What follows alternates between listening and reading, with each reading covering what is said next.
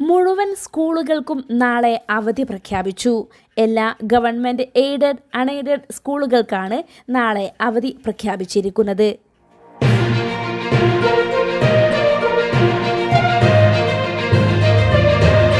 സംസ്ഥാന സ്കൂൾ കലോത്സവത്തിന് നാളെ തിരശ്ശീല വീഴും.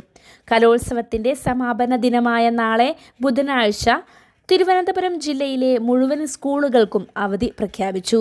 ജില്ലയിലെ എല്ലാ ഗവൺമെന്റ് എയ്ഡഡ്, അൺഎയ്ഡഡ് സ്കൂളുകൾക്കാണ് അവധി പ്രഖ്യാപിച്ചിരിക്കുന്നത്. കലോത്സവത്തിന്റെ സമാപന ദിനത്തിലെ മത്സരങ്ങൾ കാണാൻ മറ്റു സ്കൂൾ വിദ്യാർത്ഥികൾക്ക് അവസരം വേണമെന്ന ആവശ്യത്തെ തുടർന്നാണ് അവധി നൽകിയത്. കലോത്സവം നടക്കുന്ന സ്കൂളുകൾക്കും താമസ സൗകര്യം ഒരുക്കിയ സ്കൂളുകൾക്കും വാഹനങ്ങൾ വിട്ടുകൊടുത്ത സ്കൂളുകൾക്കും കലോത്സവം തുടങ്ങിയ ദിവസം മുതൽ അവധി നൽകിയിരുന്നു.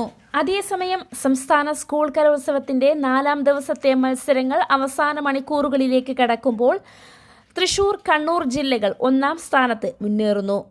തൊട്ടുപിന്നിൽ പാലക്കാട് ജില്ലയും.